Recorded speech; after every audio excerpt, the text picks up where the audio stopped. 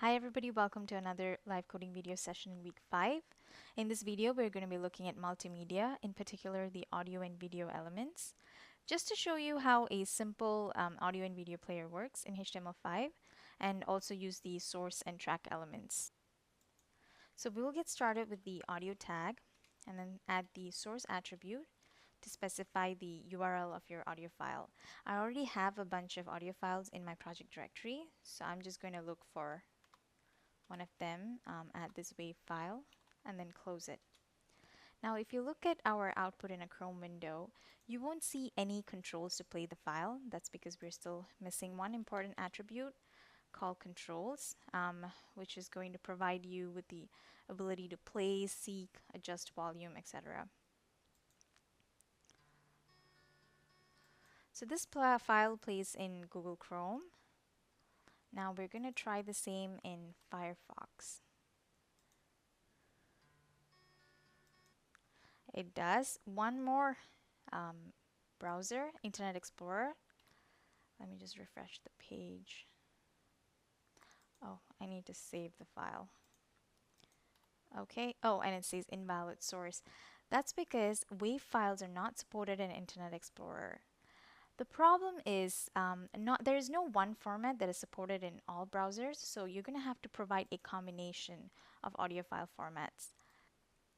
So using the source element, you can only provide the URL of one file. So let's get rid of that. This is not going to be helpful to us if we need to provide multiple files for the browser to pick and choose, but HTML file gives us the source element just for that purpose, where you can use multiple source elements to provide multiple audio file formats. So I'm going to use the same WAV file since anyway Chrome and Firefox support it. The type is going to be audio WAV.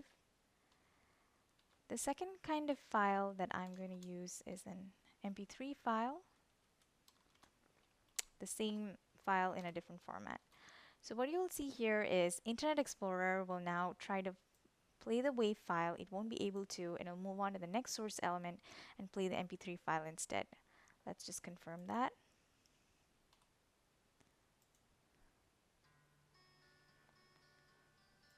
There, it just played the MP3 file.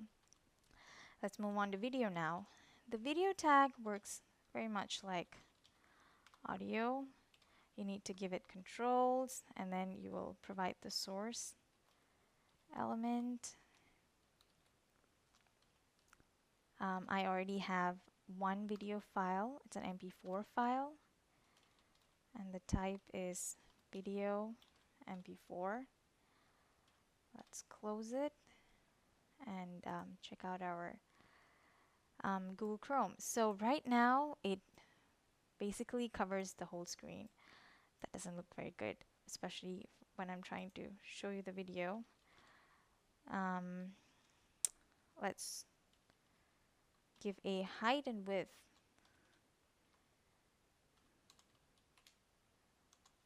Perfect, much better. So this place. Now let's give them captions. I do have a captions file, a VDD file, and you can give captions using the track element and the source attribute to provide the location of the captions file. VDD file right here. And I want this to be my default file in case you usually use default if you have more than one track element. But one thing I noticed is most of the browsers only play, even if you have only one track element, you still need to provide the default attribute. And then let's also specify the kind. What kind of file is this? It's captions. Now let's view the video. And it now plays with captions. So that's it for this video. Go ahead and spice up your webpage with some multimedia.